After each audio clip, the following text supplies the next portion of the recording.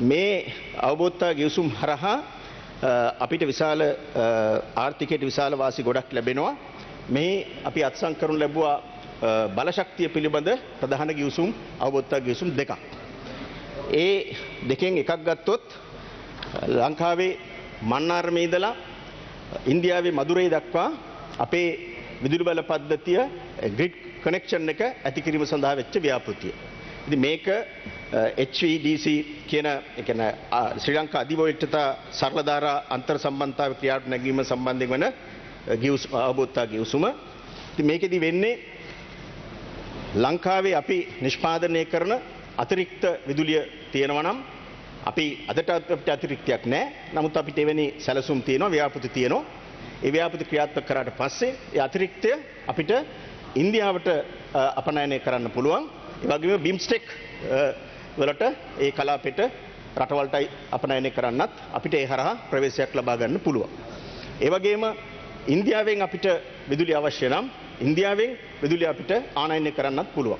ආනයනය සහ අපනයනය කියන දෙකම මත පදනම් වෙච්ච අවබෝධතා ගිවිසුමක්. ඒ සඳහා වෙච්ච තාක්ෂණික කමිටු පත් කළ යුතුයි. ඒ තාක්ෂණික කමිටු වලින් තමයි දෙරටේ මේ සම්බන්ධතාවය කොහොමද කරන්නේ, දරන පිරිවැය, ඒවැයි ගුණාත්මක භාවය, ඒ කටයුතු පිළිබඳ අවසන් එකඟතාවයට එන්නේ.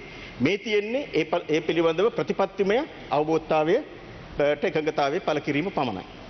එතනින් එහාට තමයි ලංකාවේ සීමාව තුළ ඉදිකිරීම කටයුතු කොහොමද වෙන්නේ, ඉන්දියාවේ භූමිය තුළ ඉදිකිරීම කටයුතු කොහොමද සිද්ධ වෙන්නේ, ඒක ඉන්දියානු පැත්තෙන් සිද්ධ කරන්නේ, ලංකාවේ පැත්තේ ලංකාවෙන් කරන්නේ, ඒ අතරමැද සීමාව තුළ කරන ඉදිකිරීම වලට පිරිවැය කොහොමද දරන්නේ, ඒ කටයුතු සියල්ල අර තාක්ෂණික කමිටුව හරහා ඉදිරියේදී සිද්ධ වෙන්නේ. ඉතින් මේකෙන් අපිට ඇත්තටම ගත්තොත්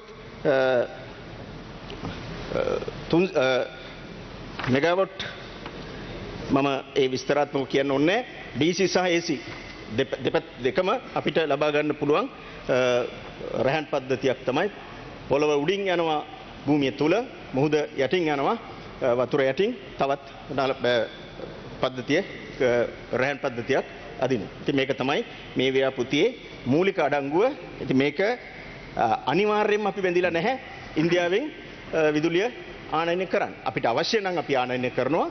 අපිට අනවශ්‍ය නම් අපිට ඕනම වෙලාවක ආනයනය නොකර ඉන්න පුළුවන්. ඒ නිසා ඉන්දියාවෙන් අනිවාර්යයෙන්ම විදුලිය ලබා ගැනීම සඳහා කොන්දේසියකට යටත් වීමක් මෙහි කිසිසේත්ම නැහැ. ඒකට ඉන්දියාවට ඕන විදිහට ස්විච් එක ඔෆ් කරාම මේ කළුවරේ ඉන්න තත්ත්වයක් මේකෙන් ඇති වෙන්නේ නැහැ. අපිට අවශ්‍ය නම් අපිට විදුලිය හිඟතාවයක් තියෙනවා නම් පමණයි අපි ආනයනය කරන්නේ.